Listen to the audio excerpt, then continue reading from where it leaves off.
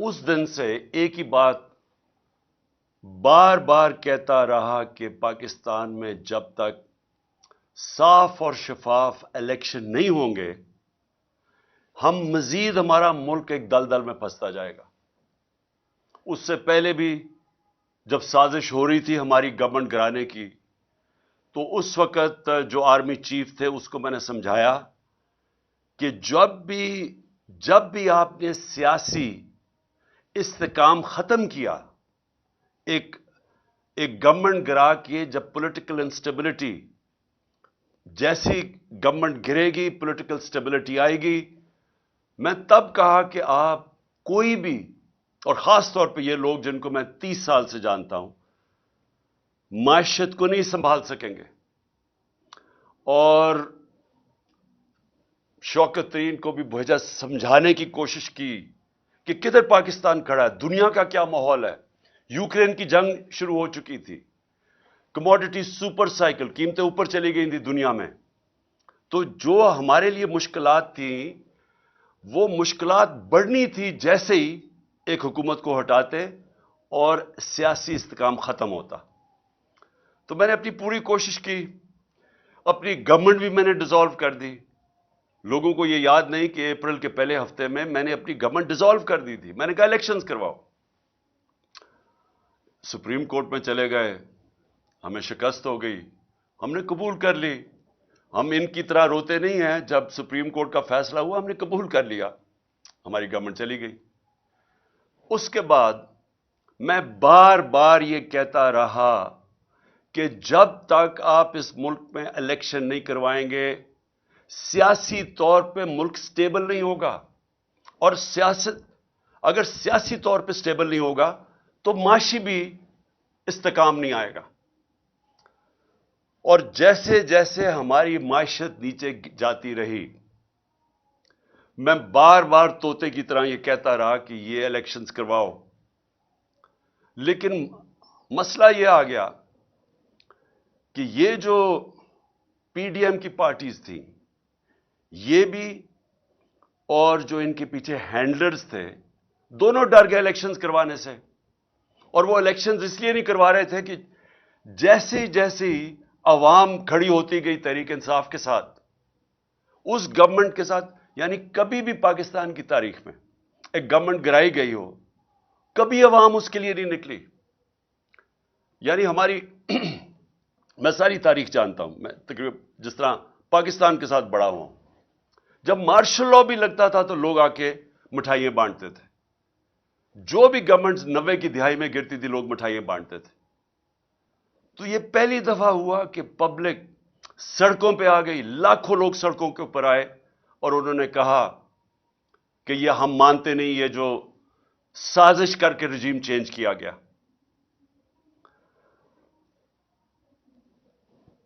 بدقسمتی سے بجائے میری بات سننے کے لیے، کیونکہ میں تو وہ کہہ رہا تھا جو پاکستان کی بہتری تھی، بجائے میری بات سننے کے ہمارے کارکنوں کے اوپر جو سختی کی گئی۔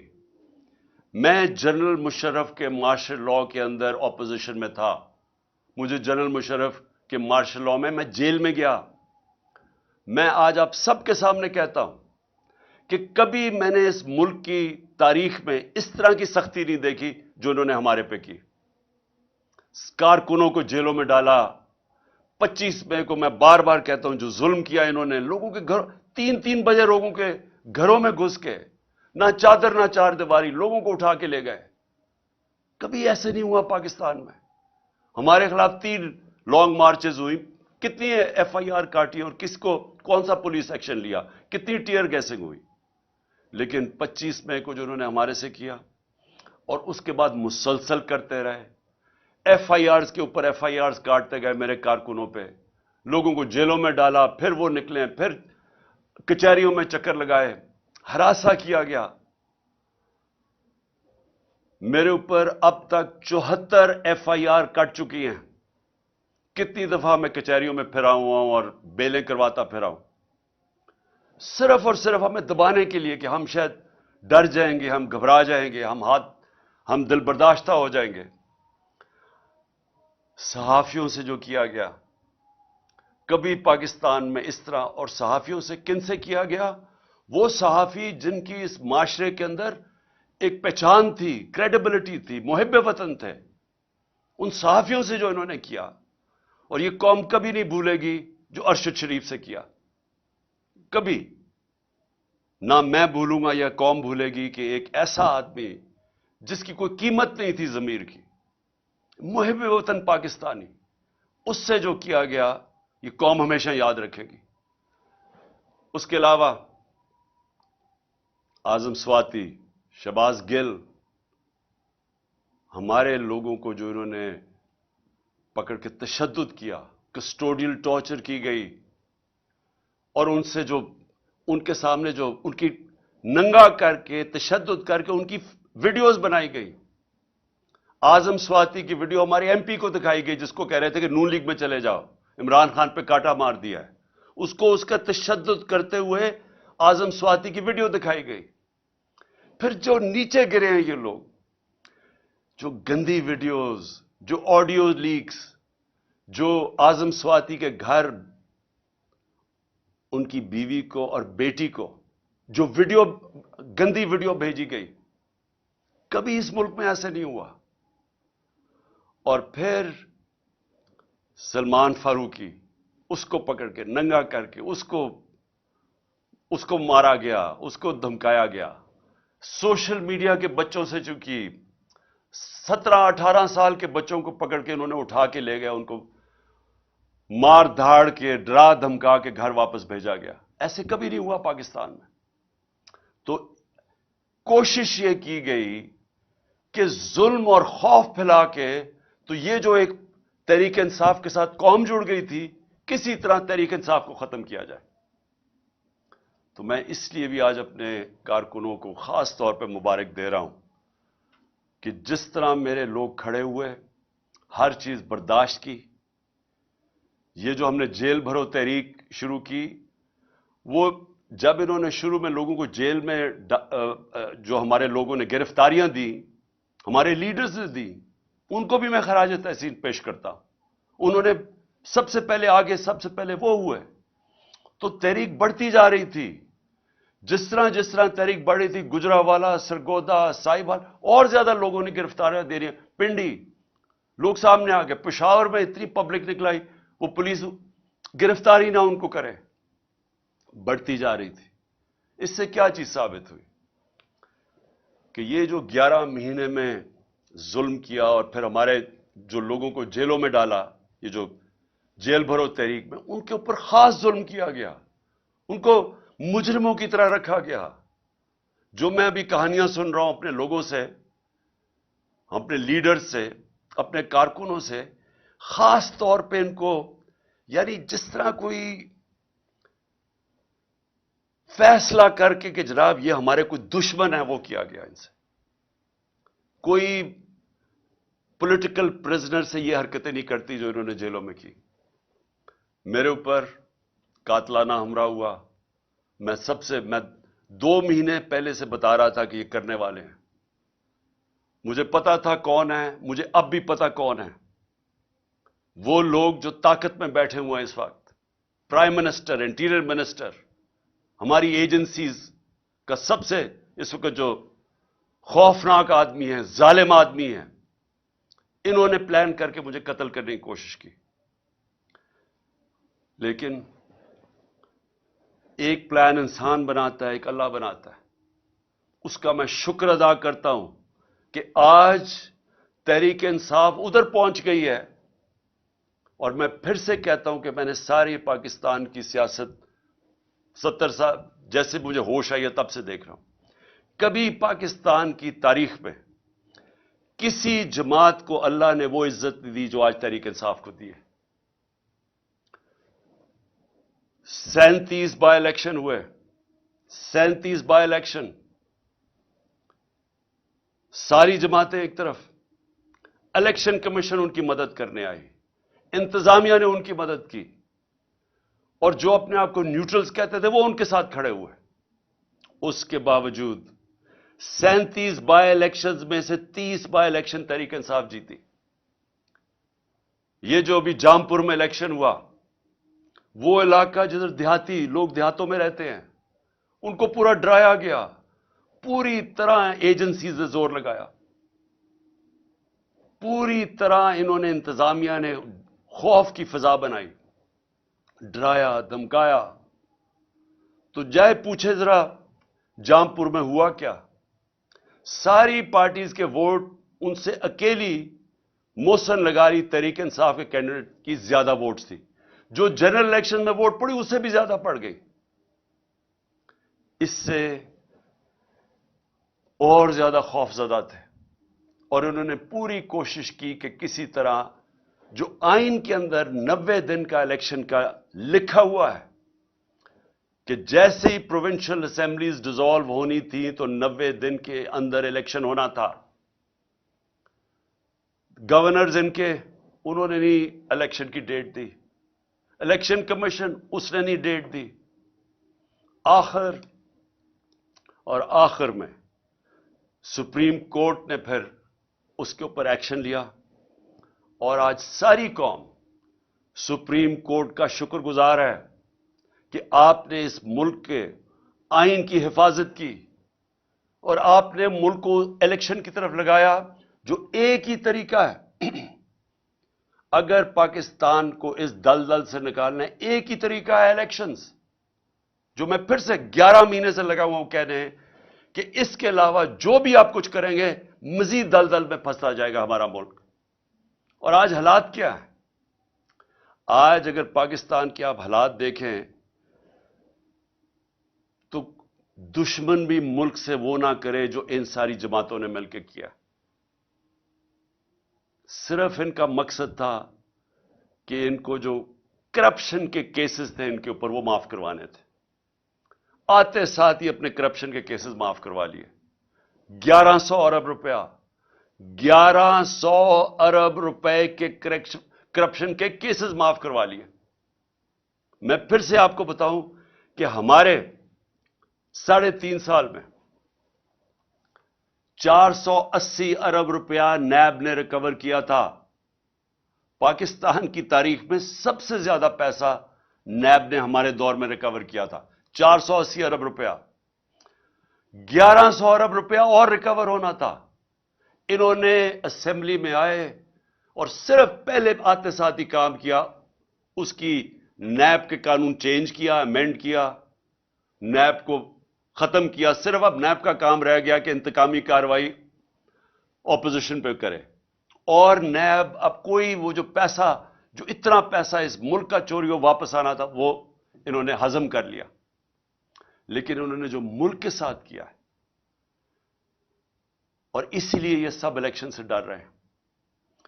پاکستان کی تاریخ کی سب سے زیادہ مہنگائی، یاد رکھیں انہوں نے 2 دفعہ مہنگائی مارچ ہمارے خلاف کی تھی۔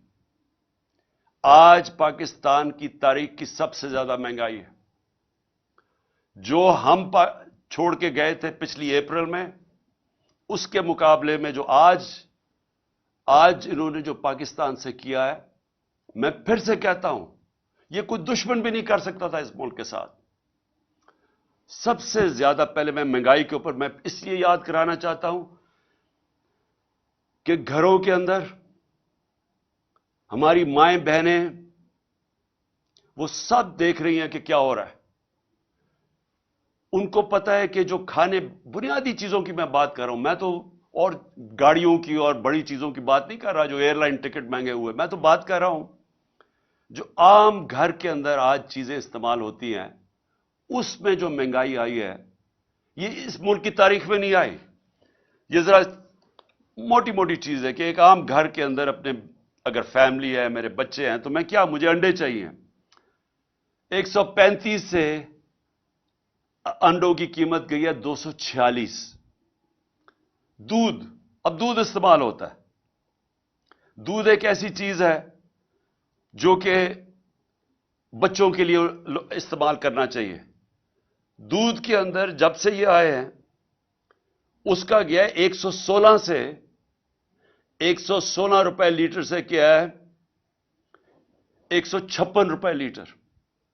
اب یاد رکھیں کہ یہ ایک عام گھرانہ جس کی تنخواہ ہے 30,000 سے लाख रुपया महीना। अब उनके अंदर सोचें कि ये जो कीमतें मैं बता रहा हूं कि ये वो चीजें जो इस्तेमाल करते हैं। आटा, 20 केजी का आटा हमारे दौर में 1162 रुपए, आज गया 1705 रुपए। चिकन, वो जो कभी आम आदमी अच्छे दिनों के अंदर अगर वो गोश्त खाना चाहें तो वो चिकन खाते हैं, वो 280 रुपए से गया है 460 रुपए। फिर गाड़ी इस्तेमाल करनी पड़ती है, पेट्रोल 150 रुपए लीटर से गया है 268 रुपया। 150 रुपए लीटर से गया है पेट्रोल 268 रुपए। डीजल गया है 144 रुपए लीटर से 280 रुपए लीटर। तो ये जो आम ट्रांसपोर्ट, अब इसकी वजह से सारी चीजें महंगी, जिन्होंने ऑफिस जाना है, काम करना है, सब चीजें महंगी। गैस की कीमत दुगनी हो गई है।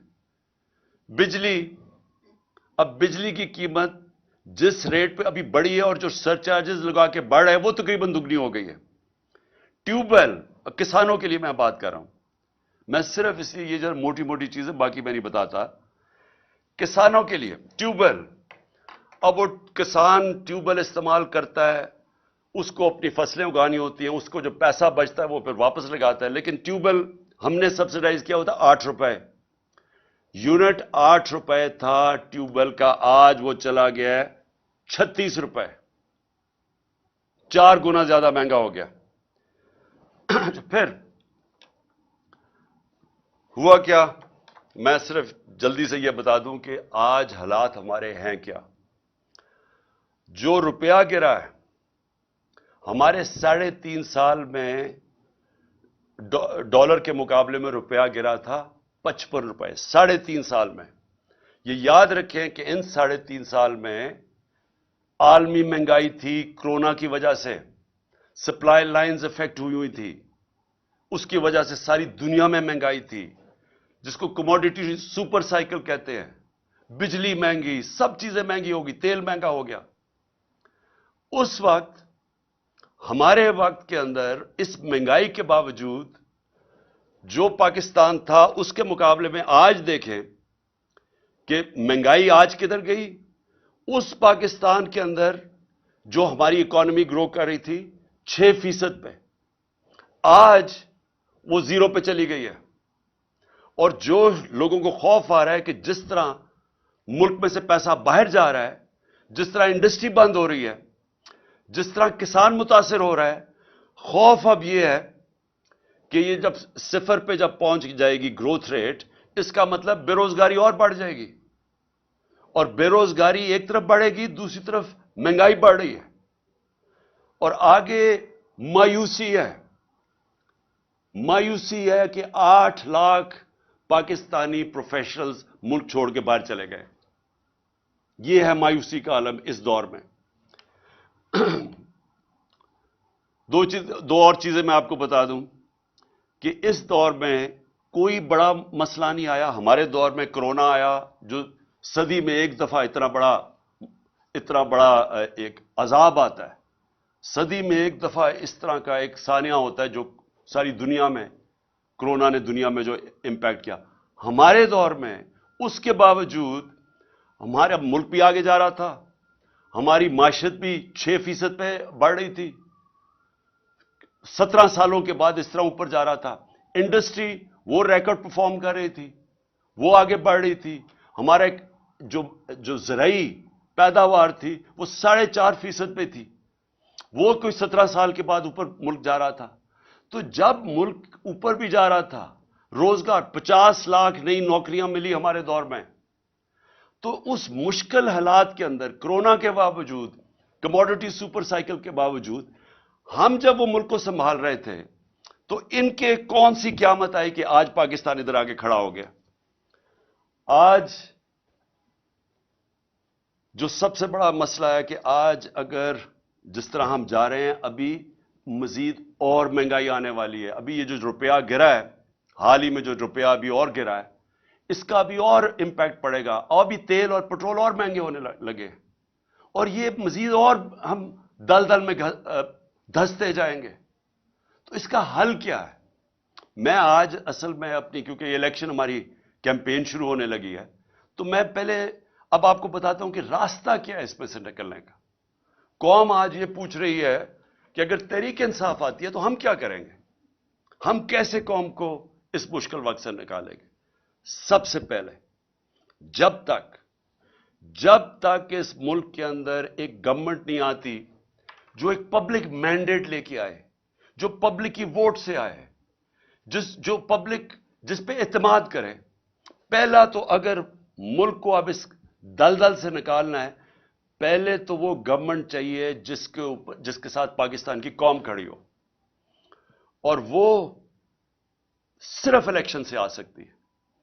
میں یہ امید رکھ رہا تھا کہ جب 2 صوبوں کے اندر الیکشن اب سپریم کورٹ نے کہہ دیا اور وہ ہوں گے انشاءاللہ 30 اپریل کو، تو میں امید یہ رکھ رہا تھا کہ اتنی ان میں عقل آ جائے گی کہ بجائے 60% پاکستان میں الیکشن ہو، جنرل الیکشن کر دیں. اس سے ملک میں، کیونکہ جنرل الیکشن ہوگا تو ملک کے اندر استحکام آئے گا.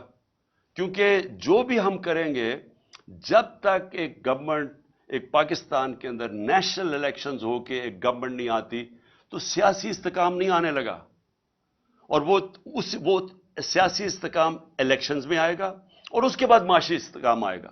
تو پہلا قدم تو یہ ہے کہ الیکشنز کروا کے ایک گورنمنٹ آئے پبلک کا مینڈیٹ لے کے، جو 5 سال کے لیے آئے، اور اس کے ساتھ اس کو عوام اس کے اوپر اعتماد رکھے کہ یہ مسئلے حل کرے گی. پھر یہ پہلا قدم ہے اس دلدل سے نکلنے کا. کیونکہ اس سے کیا ہوگا؟ اس سے ایک عوام کے اندر اعتماد آ جائے گا کہ اب یہ گورنمنٹ 5 سال کے لیے آ گئی. ہمیشہ یہ یاد رکھے کہ معیشت کے لیے سرٹنٹی، انگریزی کا لفظ ہے سرٹنٹی. جب تک لوگوں کو یہ اعتماد نہیں ہوتا کہ میں اگلے 2 3 4 5 سال تک یہ رہے گی حکومت، یہی پالیسیز رہیں گی، جب تک یہ اعتماد نہیں ہوتا، جو بزنس مین ہے، جو انویسٹر ہے، وہ پیسہ اپنا نہیں لگاتا. کیونکہ انویسٹر ہمیشہ سب سے زیادہ ایک ایسی چیز ہے جو سب سے زیادہ موسم کو دیکھ کے گھبراتا ہے کہ آگے کیا ہوگا. کیونکہ اس نے آج پیسہ لگانا ہوگا تو وہ پیسے کے اوپر جب اس کی آمدنی واپس آنی ہے تو وہ ٹائم لگتا ہے. تو اس کے لیے سب سے زیادہ سیاسی استحکام چاہیے، اور وہ تب آتا ہے الیکشن سے، جب ایک ملک میں ایک سٹیبل گورنمنٹ آئے. تو پہلا قدم تو یہ ہے کہ اس وقت پاکستان کے لیے نمبر 1 چیز یہ ہے کہ ہم پولیٹیکل سٹیبلٹی لے کے آئیں. تو اس کے لیے الیکشنز کی ضرورت ہے. دوسری چیز، اب میں آپ کو بتا رہا ہوں کہ ہم نے اس میں سے نکلنا کیسے ہے. یہ جدھر ہم پہنچ گئے ہیں، جدھر یہ امپورٹڈ حکومت نے اس ملک کو آج پہنچا دیے، اپنے تو پیسے انہوں نے سارے کرپشن معاف کروا لی ہے، لیکن اب آگے تو ان کے پاس اب کوئی راستہ رہا ہی نہیں ہے.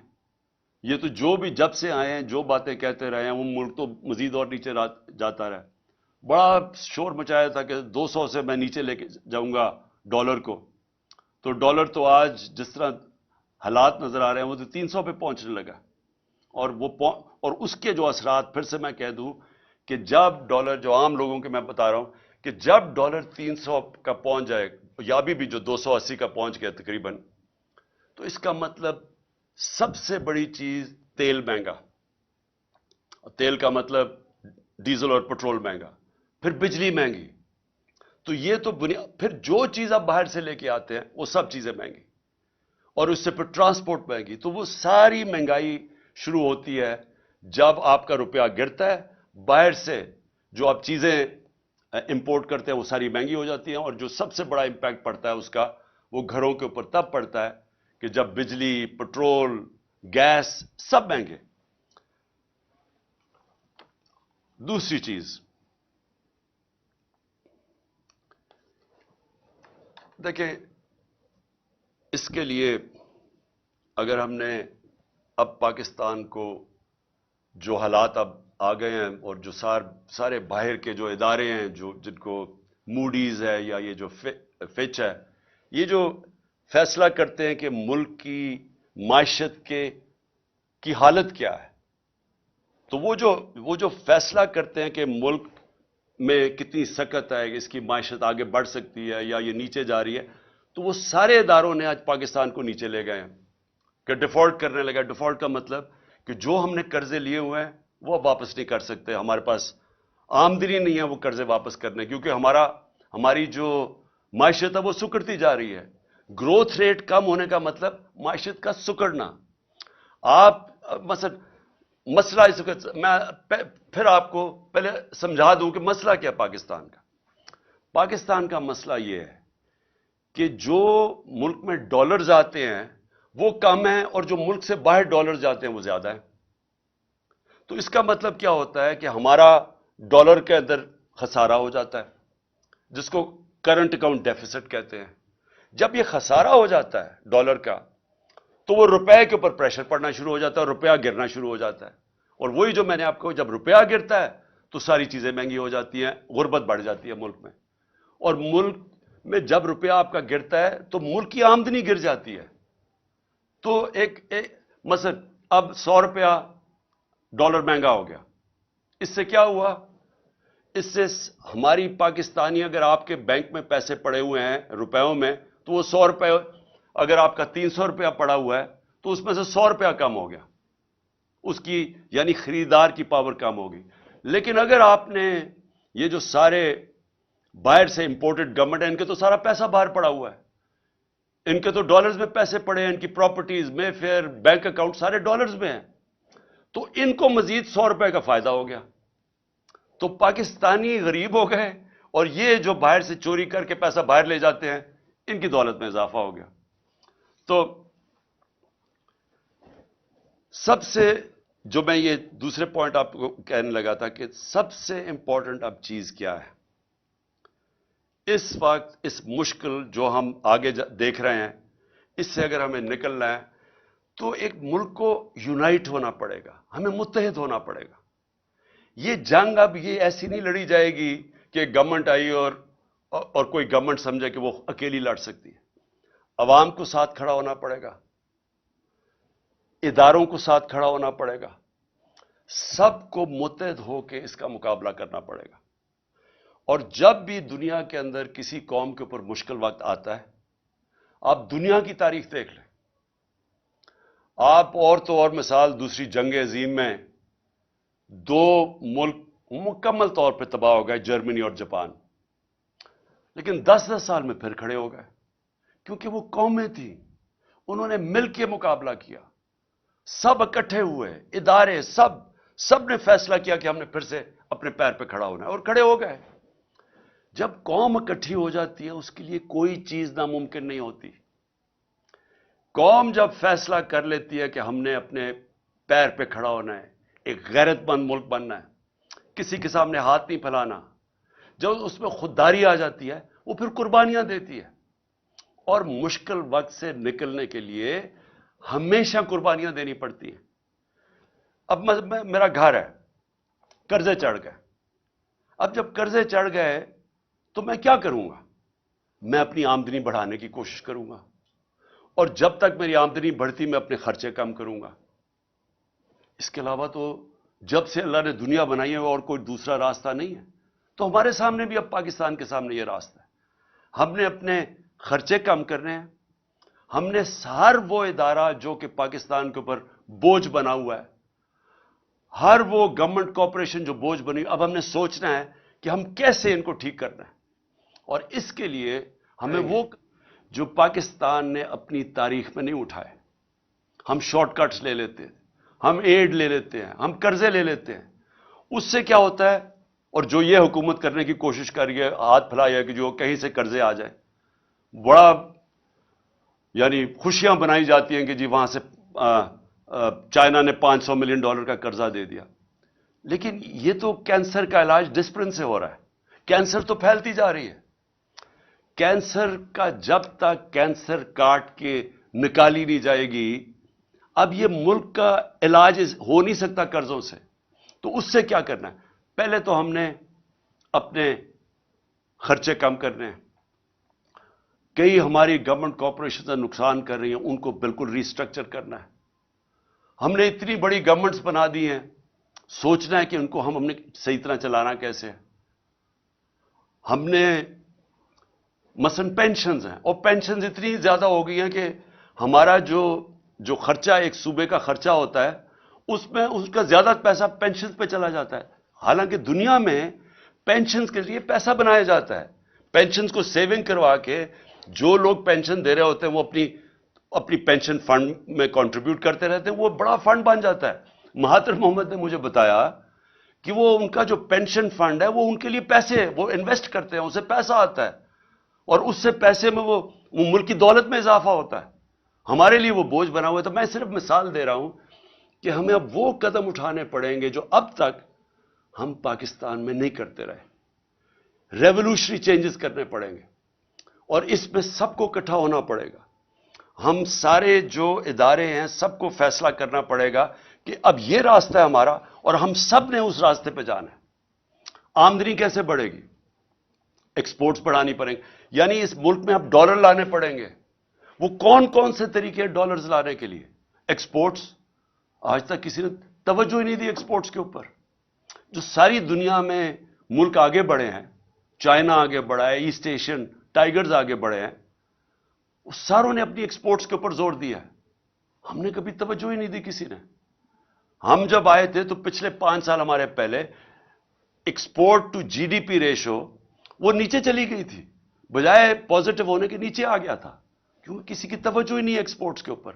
تو سب سے پہلے تو دولت میں اضافہ کرنے کے لیے، اپنے ملک کی دولت اضافہ کرنے کے لیے سب کو سمجھانا پڑے گا کہ ہر چیز جو پاکستان ایکسپورٹ کر سکتا ہے، ہمارے ساری گورنمنٹ کے اداروں نے پورا مل کے ان کی مدد کرنی ہے کہ وہ ایکسپورٹ زیادہ کریں. ابھی آپ ایکسپورٹر سے، جب میں پرائم منسٹر تھا تو ان سے پوچھتا تھا تو وہ آتے ساتھ ہی بتاتے تھے کہ کتنی رکاوٹیں ہیں ان کے راستے میں، کہ ہماری گورنمنٹ کی کتنی رکاوٹیں ہیں ان کے راستے میں ایکسپورٹ کرنے کے لیے.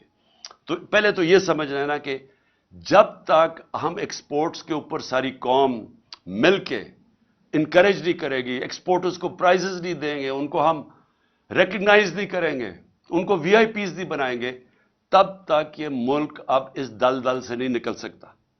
اس کے علاوہ، ایکسپورٹس کے علاوہ اور کون سی چیزیں ہیں جو ڈالر لا سکتی ہیں؟ پہلے تو سوچیں اور کون سی چیز ڈالرز ہمارا خرچہ بچا سکتی ہے. ہم مثلا پام آئل امپورٹ کرتے ہیں، ہم نے کیوں نہیں سوچا کہ اور کیا طریقے ہیں کہ ہم پام آئل کی اپنی امپورٹ کم کر سکیں. ہم نے پختونخوا کے اندر 2013 کے بعد ایک پورا زیتون کی پوری پلانٹیشن کرنی شروع کی، اور آج وہ انقلاب آ چکا ہے زیتون کا. اور زیتون کے اتنے ہم نے اب وہ لگا دیے ہیں، جنگل بنا دیے ہیں کہ انشاءاللہ تھوڑی دیر کے بعد ہم زیتون ایکسپورٹ کر سکیں گے. لیکن یہ ہمیں سب پہلے چیزیں سوچنی چاہیے تھی، کیونکہ جب بھی پاکستان کا اب آگے دیکھیں گے تو سارا وقت ہمیں سوچنا ہے کہ ڈالرز اس ملک میں کیسے آئیں گے. کون سی ایسی مثلا ٹورزم ہے. سوئٹزرلینڈ صرف ٹورزم سے 60 سے 80 ارب ڈالر کماتا ہے ٹورزم سے. ہمارا جو پہاڑی علاقہ ہے، یہ جس کو ہم ناردرن ایریاز کہتے ہیں، وہ دگنا ہے سوئٹزرلینڈ سے، اس سے زیادہ خوبصورت ہے. لیکن ہم تو کوئی پیسہ نہیں کماتے اس سے، کیونکہ ہم نے کسی نے سوچا ہی نہیں ہے. ہمارے جو اس ملک میں صاحب اقتدار، ہماری ایلیٹ، وہ ساری گرمیاں تو گزارتی ہے جا کے انگلینڈ میں اور یورپ میں چلی جاتی ہے. کسی کو پتہ ہی نہیں ہے کہ ہم کس طرح کی، اللہ نے ہمیں کس طرح کی نعمتیں دی ہوئی ہیں جو ہمارے ہیں. تو ہم نے کبھی سوچا ہی نہیں ہے اس کا. تو ایکسپورٹس بڑھانا، ٹورزم، پھر جس طرح میں نے کہا پام آئل، زیتون، ہر چیز وہ جو ہم باہر سے امپورٹ کرتے ہیں پاکستان میں ہر کچھ ہم اگوا سکتے ہیں. ہم نے کبھی اس کے اوپر نہیں سوچا. ہمارا سارا تقریباً کتنے 100 کلومیٹر کا ہمارا سمندر ہے، ادھر ہم سارا پام آئل اگا سکتے ہیں، کبھی کسی نے سوچا نہیں. پھر ہم کیسے، جو اصل اب چیلنج ہے میں آپ کو سنوں کہ انویسٹمنٹ لے کے آنی ہے پاکستان میں، ہم کیسے انویسٹمنٹ لا سکتے ہیں. میں اب آپ کو، ہندوستان 6.5 گنا بڑا پاکستان سے ہے. پچھلے سال پاکستان میں جو انویسٹمنٹ آئی ہے 2022 میں 2 ارب ڈالر. ہندوستان میں کتنی انویسٹمنٹ آئی ہے؟ 75 ارب ڈالر. ہم جب تک ایک ملک میں انویسٹمنٹ ہی لے کے آئیں گے ہماری دولت کے اندر پھر بھی اضافہ نہیں ہوگا, کیونکہ انویسٹمنٹ جب ڈالرز میں آئے گی ہمارا جو ریزروز ہے ڈالر کے بڑھیں گے. ہمیں یہ مسئلہ نہیں آئے گا جو آج آیا ہوا ہے کہ ہمارے ریزروز ہی ختم ہو گئے, ڈالر ختم ہو گئے, روپیہ گر رہا ہے, مہنگائی بڑھ رہی ہے. کوئی پاکستان میں آج سرمایہ کاری کرنے کے لیے کیوں نہیں تیار؟ کیونکہ وہ ڈالر ہی خریدتے ہیں, اس کو ضرورت کیا جب روپیہ گر رہا ہے. باہر سے بھی کسی کو اعتماد نہیں ہے. تو تب جب انویسٹمنٹ جب تک پاکستان میں ہم نہیں لے کے آئیں گے صحیح معنی میں ہماری دولت میں اضافہ نہیں ہوگا.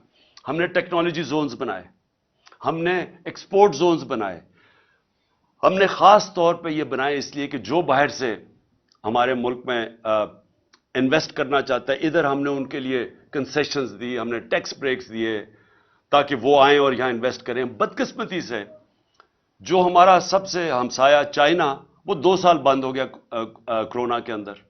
جب کرونا آیا تو چائنا کے اندر تقریباً آنا جانا مشکل ہو گیا, ان کے کوارنٹین کے اتنے مشکل لاز تھے.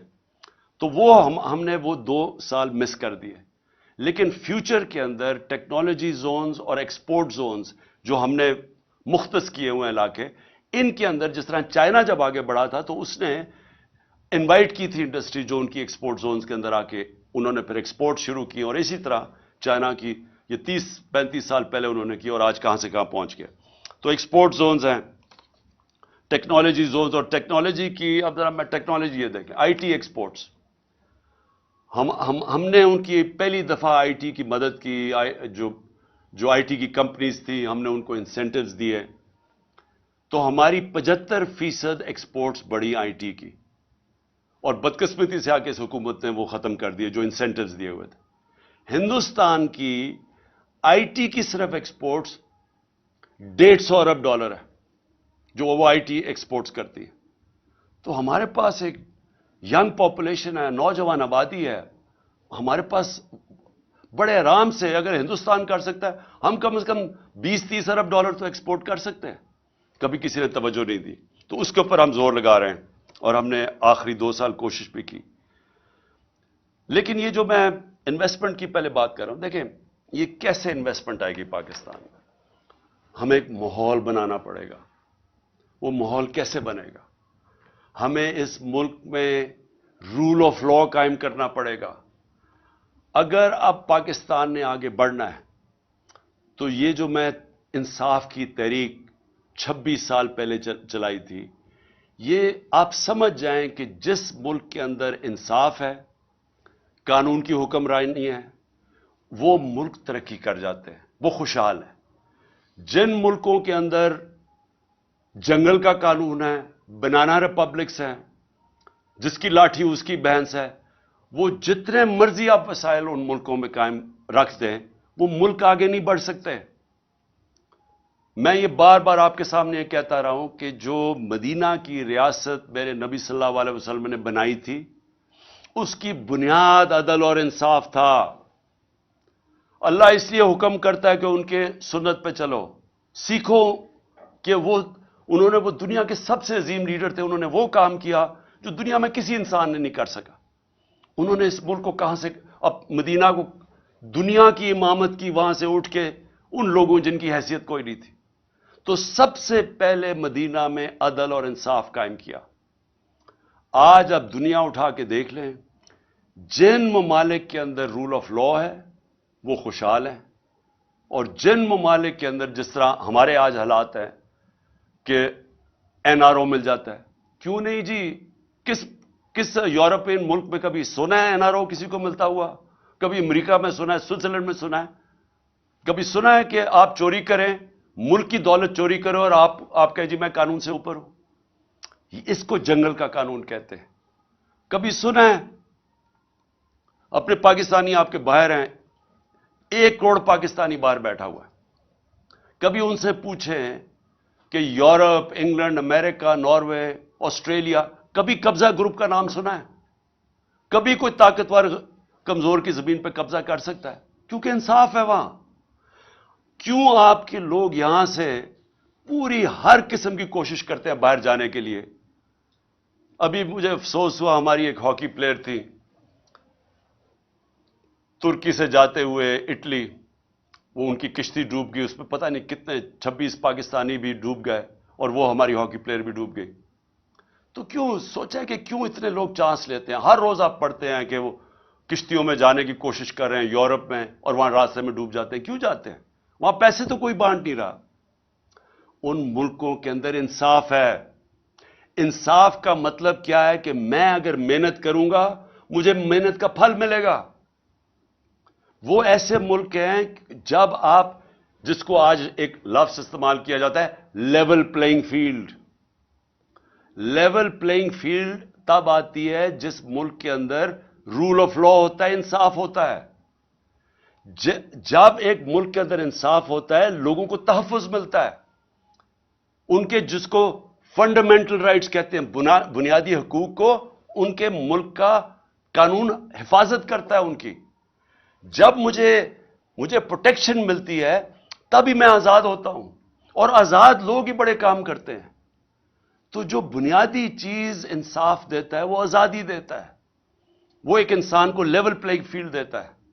वो फिर उस जिधर इंसाफ होता है उधर इन्वेस्टमेंट जाती है, लोग उधर जाके अपनी फैक्ट्रियां लगाते हैं, क्योंकि उनको तहफ्फुज होता है, उनको एक कानून, एक मुल्क की अदालतों पे इत्मीनान होता है कि मैं अगर यहां सरमायाकारी करूंगा तो मुझे हिफाजत मिलेगी।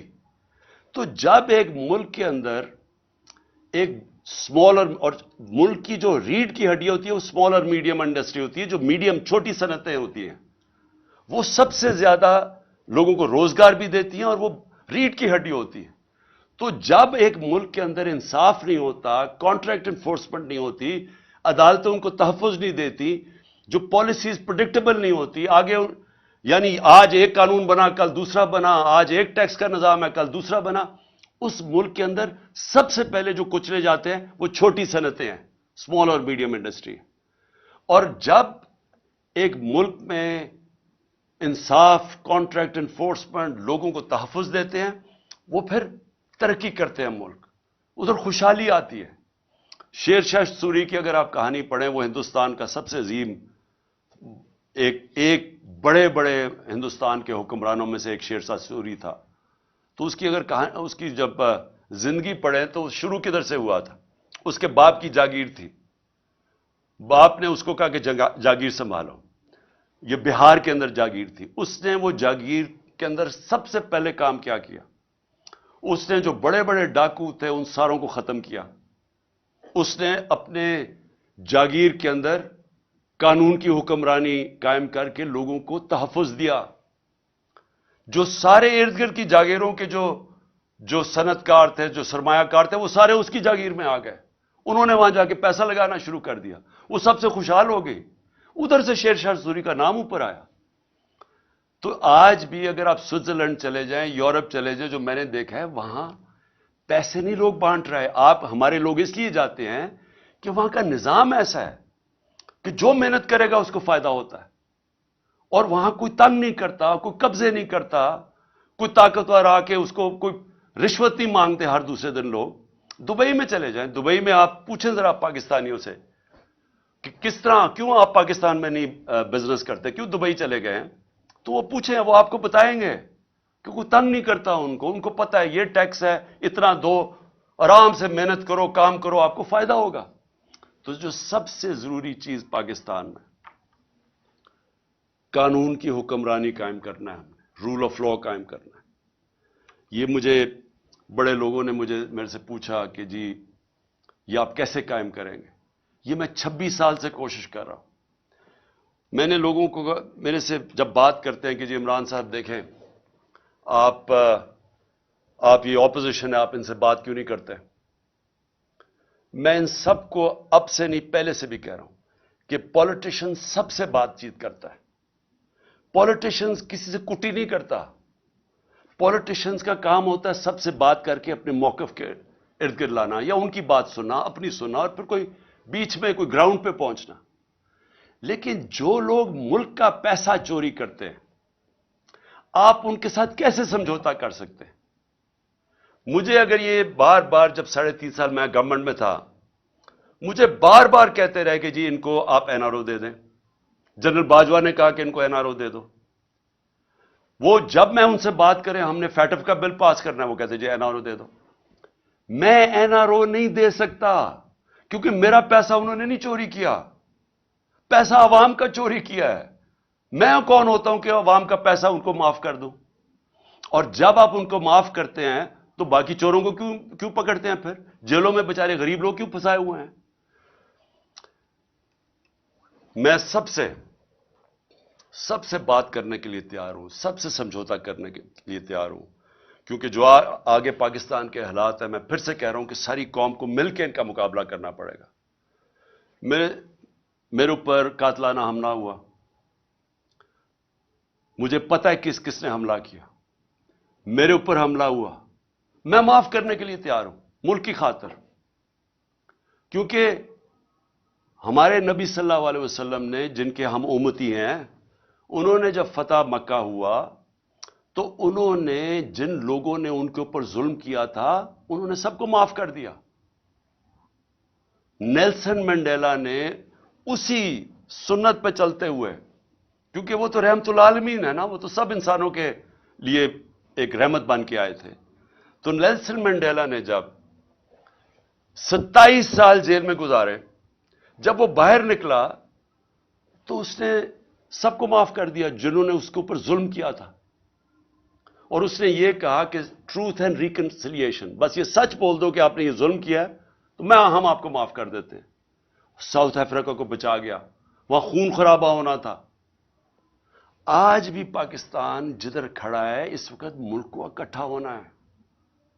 تو میرے لیے، میں اپنی اگر ذات کے لیے پالیٹکس کر رہا ہوتا تو میں بھی کہاں جی اس کو میں نہیں چھوڑوں گا تو اس سے میں بدلہ لوں گا تو فلانے سے لوں گا. یہ میری ذات کی بات نہیں ہے، یہ ملک کی بات ہے. اور ملک آج ادھر کھڑا ہے. پاکستان کی تاریخ میں اتنا برا وقت پاکستانیوں پہ نہیں آیا.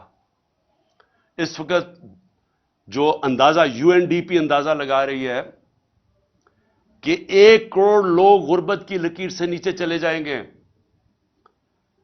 ایک اندازے کے مطابق 50 لاکھ لوگ ان کو وہ بھوکے رہ جائیں گے، جو آج کل حالات ہے. تو ہم سب کی ذمہ داری ہے کہ اپنے ملک کے لوگوں کی جو اس وقت مشکل حالات میں ہیں، جو مہنگائی میں وہ حالات ہیں جو کبھی پاکستان میں نہیں تھے، ہمیں ان کو سامنے رکھنا ہے، اپنی ذات کے اوپر نہیں آنا. ان کے لیے ہمیں ملک کو اکٹھا کرنا ہے. ہم نے آگے اس ملک کو پیر پہ کھڑا کرنا ہے تو شروع ادھر سے ہوگا جدھر ایک سارے ادارے مل کے اب فیصلہ کریں. عدلیہ، ہماری عدلیہ کا بہت بڑا رول ہے. جوڈیشل ریفارمز چاہیے. ہم اپنی عدلیہ کے اندر ریفارمز کریں تاکہ انویسٹر آئے. سب سے زیادہ پاکستان کا اثاثہ میرے پاکستانیوں یاد رکھیں اوورسیز پاکستانی ہیں. یہ جو آپ کے تقریباً 1 کروڑ پاکستانی باہر بیٹھا ہوا ہے، ان کا پیسہ ڈالروں میں کمایا جا رہا ہے. یہ اتنا بڑا اثاثہ ہے کہ ہم تھوڑی عقل استعمال کر لیں، ملک میں ماحول ٹھیک کر دیں، جس کو کہتے ہیں انویسٹمنٹ انوائرمنٹ ٹھیک کر دیں، ایز آف ڈوئنگ بزنس کر دیں. ہم ان کے لیے رکاوٹیں کم کر دیں. ہم اپنی بیوروکریسی کو، سول سروس کو، اپنی عدلیہ کو، اپنی فورن مشنز جو بیٹھی ہوئی ہیں، ہماری جو فورن ایمبیسیز ہیں، سب کو لگا دیں کہ ہم نے ان کو سہولتیں دینی ہیں پاکستان میں، تاکہ یہ اب پاکستان میں سرمایہ کاری کریں. آپ کو اندازہ نہیں کہ اس ملک میں کتنا پیسہ آ سکتا ہے. جو ہم تھوڑے تھوڑے ڈالرز کے لیے ذلیل ہو رہے ہیں دنیا میں، ایک دفعہ بیرون ملک پاکستانیوں کے لیے ہم ماحول بنا دیں، اس ملک میں اتنا پیسہ آ سکتا ہے، ڈالرز آ سکتے ہیں کہ ہمیں کبھی آئی ایم ایف کے پاس جانا نہ پڑے. آپ کو میں ابھی بلومبرگ، ایک وہ میگزین ہے بلومبرگ، اس میگزین کے اندر، کیونکہ دنیا کے اندر دنیا کے جو ملک ہیں ان کی معیشت کے اوپر وہ کامنٹ کرتی ہے. دبئی میں، ذرا یہ غور سے سنیں، دبئی میں 20,000 پاکستانی، 20,000 پاکستانیوں نے پراپرٹیز خریدی ہیں 10.4 ارب ڈالر کی. ہم آئی ایم ایف کے پیچھے، ہمارا پروگرام تھا 6 ارب ڈالر کا، ہم نے 3 ارب ڈالر لیے تھے اپنے دور میں. ہم اس کے لیے اپنی آزادی بھی کھو بیٹھتے ہیں, اپنی عزت بھی کھو بیٹھتے ہیں. صرف 20,000, یاد رکھیں 1 کروڑ پاکستانی باہر ہے, 20,000 پاکستانیوں نے دبئی میں 10.4 ارب ڈالر کی پراپرٹی خریدی ہے. تو وہ پہلے تو پوچھیں وہ دبئی میں کیوں خرید رہے ہیں؟ اور وہ تو یہاں سے پیسہ باہر جا رہا ہے نا. ہمیں پتہ ہے کہ یہاں بڑے بڑے جو بدقسمتی سے یا طاقتور لوگ جو یہ پیسہ چوری کرتے ہیں وہ سارا باہر بھیج دیتے ہیں. یہ جو سارے مے فیئر کے فلیٹ اور یہ سارا یہاں کا چوری کیا ہوا پیسہ گیا ہوا ہے. تو میں تو صرف دبئی کی بات کر رہا ہوں, میں تو یورپ کی نہیں بات کر رہا, میں امریکہ کی نہیں بات کر رہا, میں انگلینڈ کی بات نہیں کر رہا, لندن میں کتنی پراپرٹیز ہے پاکستانیوں کی اس کی بات نہیں کر رہا, میں تو صرف دبئی کی بات کر رہا ہوں. سوچیں پاکستانیوں کا یہ تو ملک سے باہر پیسہ جا رہا ہے. یہ سوچ لیں کہ ان 1 کروڑ پاکستانیوں میں سے اگر 5 لاکھ پاکستانی فیصلہ کریں پاکستان میں سرمایہ کاری کرنے کا, میں آپ کو یقین دلاتا ہوں کہ پاکستان کے ڈالر کا مسئلہ حل ہو جائے گا. لیکن اس کے لیے رول آف لا, قانون کی حکمرانی, وہ ماحول بنانا پڑے گا جس میں ان کے لیے آسانیاں ہم پیدا کریں تاکہ وہ پیسہ اپنا لے کے آئیں. اور یہ دنیا میں جب ویتنام, یہ جو ملک آگے بڑھے ہیں, ان ساروں نے ماحول پیدا کیا جدھر سے باہر سے انویسٹمنٹ آئی. لیکن ان کے پاس ان کے لوگوں نے نہیں کی, انہوں نے تو چائنیز انویسٹمنٹ لے کے آئے ویتنام میں. ہمارے پاس تو یہ ہمارا اثاثہ بیٹھا ہوا ہے, ہم نے صرف ماحول ٹھیک کرنا ہے, ہم نے ان کے لیے آسانیاں پیدا کرنی ہیں, ہم نے اس ملک کے اندر انصاف قائم کرنا ہے. اور انصاف کا مطلب قانون کے سامنے سب ایک برابر. جب تک یہ نہیں ہوگا یہ ملک آگے نہیں بڑھ سکتا. میں آپ کو بار بار نبی صلی اللہ علیہ وسلم کی جو حدیث ہے کہ تمہارے سے پہلے بڑی قومیں تباہ ہوئی, جب طاقتور چوری کرے اسے نہ پکڑو اور کمزور کو جیلوں میں ڈالو, وہ قوم تباہ ہو جاتی ہے. یہ ہماری تباہی کا سب سے بڑا مسئلہ آج یہ ہے کہ طاقتور چوری کر کے کہتا ہے این آر او دے دو, نہیں تو ہم تمہاری گورنمنٹ نہیں چلنے دیں گے, اور ہم صرف چھوٹے چوروں کو جیل میں ڈالتے ہیں, ملک تباہ ہو جاتا ہے. تو جو ان ساری چیزوں کو ایک اگر پوائنٹ سب سے زیادہ وہ ہے قانون کی حکمرانی, رول آف لا. تو آخر میں اور اس میں اور میں بتا دوں, ہم ٹیکس ریفارمز کر رہے تھے, ہم ایف بی آر کو ٹھیک کر رہے تھے, ٹیکنالوجی لے کے آ رہے تھے, ہم نے ٹریک اینڈ ٹریس سسٹم بنا دیا تھا, ہم نے آرٹیفیشل انٹیلیجنس کے ذریعے ہم نے 35 ملین ٹیکس پیئرز کو آئیڈینٹیفائی کیا رہا تھا جو مزید جو ٹیکس نہیں دے رہے تھے لیکن ان کے پاس وسائل تھے. تو ہم نے آرٹیفیشل انٹیلیجنس کے ذریعے ان کو آئیڈینٹیفائی کیا. تو اور آہستہ آہستہ ہمارے پاس تو ابھی صرف 25 لاکھ 20-25 لاکھ ٹیکس پیئر والے لوگ ہیں. 22 کروڑ میں صرف 25 لاکھ لوگ ٹیکس دیتے ہیں. تو ہم نے یہ جو تقریباً 3.5 کروڑ لوگوں کو آئیڈینٹیفائی کیا تھا, اگر ہم ان کو ٹیکس میں لے آئیں تو ہماری آمدنی میں اور اضافہ ہو جائے گا, ہماری انویسٹمنٹ آ جائے, ڈالرز آ جائیں گے, ہماری ایکسپورٹس آہستہ آہستہ جو ہم بڑھا رہے تھے اور ان کو انسینٹیوائز کریں اس میں ڈالرز میں اضافہ ہو جائے گا. تو آخر میں اور پھر مدنیات, ہم نے کبھی اس کے اوپر زور ہی نہیں دیا. ایک تو بڑا غلط کیا کہ سارے صوبوں کے اندر منرلز کی جو ڈپارٹمنٹ ہے وہ ادھر ڈال دی, ان کے پاس کیپیسٹی نہیں ہے. اتنا زیادہ پوٹینشیل ہے پاکستان مدنیات یا منرلز کو ہم بیچ کے, ہم نے اس میں بھی ایسٹیمیٹ کیا ہم اور ڈالرز لا سکتے ہیں پاکستان کے اندر. تو آخر میں انشاءاللہ اگلے ہفتے میں اپنا پہلا جلسہ کر رہا ہوں اور میں آغاز کر رہا ہوں اپنی الیکشن کیمپین کا. میں اپنی ساری خیبر پختونخوا اور پنجاب میں سارے اپنی پارٹی کو کہنا چاہوں گا تیاری کر لیں. میں انشاءاللہ اگلے ہفتے 10 دن زیادہ سے زیادہ 2 ہفتے تک ٹکٹ سارے بانٹ دوں گا. میں اب خود ٹکٹس کا میں آپ کو یہ بتا دوں کہ اس باری میں خود ٹکٹس دے رہا ہوں. ٹکٹس میں اس لیے خود دے رہا ہوں کہ مجھے آخری دفعہ پتہ چلا پچھلی باری کہ ہمارے ٹکٹس کئی بکے ہیں, ہمارے غلط کینڈیڈیٹس کو پیسے لے کے بنایا گیا. تو اس لیے میں اب کسی پہ نہیں چھوڑ رہا, سارے میں خود تفتیش کر رہا ہوں, میں خود بیٹھ کے ٹکٹس دوں گا, خود میں انٹرویو کر رہا ہوں لوگوں کو اور آہستہ آہستہ بلاؤں گا لوگوں کو انٹرویوز کے لیے. لیکن اگلے ہفتے 2 ہفتے تک انشاءاللہ میں ٹکٹس تقریباً سارے دے چکا ہوں گا. جن جن لوگوں کو ٹکٹس نہیں ملیں گے میں آپ کو یہ کہنا چاہتا ہوں کہ اس کے بعد پنجاب میں ہم نے سیدھا بلدیاتی الیکشن کروا دینا, تو انشاءاللہ ہم ان کو وہاں اکوموڈیٹ کر لیں گے.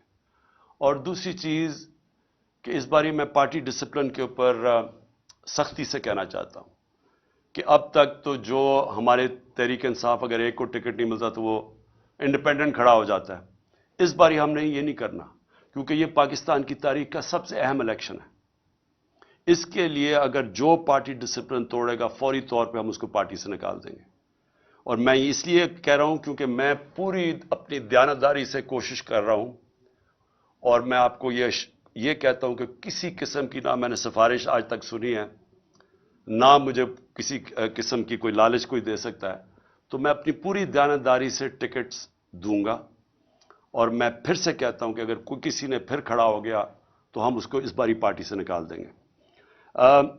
ہفتے کو پہلا میرا جلسہ ہے, اور مجھے یہ پتہ ہے کہ اس وقت ایک پلان بنا ہوا ہے. پھر سے آپ کو پہلے بھی میں نے بتایا تھا, جب میرے اوپر وزیر آباد میں اٹیک ہوا تو مجھے اس سے پہلے میں کہہ بیٹھا تھا کہ میرے اوپر حملہ ہوگا, اور اس باری پھر مجھے پتا ہے کہ پلان بنایا ہوا ہے. اور مجھے یہ بھی پتا ہے کہ کون لوگ ہیں جو اس کے پیچھے ہیں. لیکن مجھے ایک بڑی خوشی ہوئی کہ میں نے یہ دیکھا کہ ان 11 مہینے میں نے اپنی پارٹی کو بدلتے دیکھا. ہماری پارٹی کو سارے کہتے تھے کہ جی ممی ڈیڈی پارٹی ہے, یہ تو جی بیچارے کوئی مشکل برداشت ہی نہیں کر سکتے.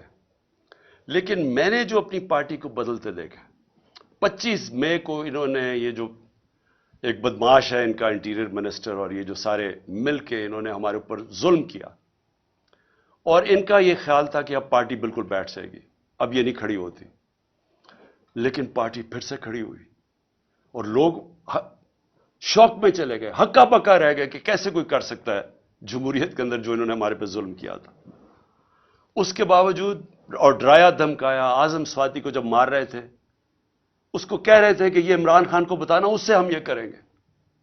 وہ اعظم سواتی اور یعنی ان کا اور عزم مضبوط ہو گیا. اور اس کے بعد ابھی جو ہمارے لوگ جیلوں میں گئے, میں ابھی جیلوں والے لوگوں سے بات کر رہا تھا جو واپس آئے, انہوں نے خاص طور پہ فیصلہ کیا کہ ان کو دبانا, یعنی ان کو سبق سکھاؤ. مجرموں سے زیادہ انہوں نے ہمارے اوپر سختی کی جیلوں کے اندر. اس کے جو میں نے اب ان لوگ اپنے کارکنوں کو دیکھا جو نکلے ہیں, وہ اور زیادہ پر عزم ہے. اس لیے اب مجھے ایک چیز ہو گیا کہ اگر عمران خان کو کچھ ہو بھی جاتا ہے تو یہ وہ پارٹی بن گئی ہے, یہ اس ملک کا نوجوان میں وہ شعور آ گیا ہے, وہ تیار ہو گیا کہ اب کبھی بھی انشاءاللہ اس ملک کو حقیقی آزادی کی طرف کوئی بھی روک نہیں سکتا. یہ وہ قوم, میں ایک دن اللہ سے دعا کرتا تھا کہ کیونکہ میں باہر کے ملک دیکھتا تھا سارے, اور میں دیکھتا تھا ان کو کہ وہ آزاد لوگ تھے, وہ لوگ آزاد تھے, اور آزاد لوگوں کی پرواز اوپر ہوتی ہے.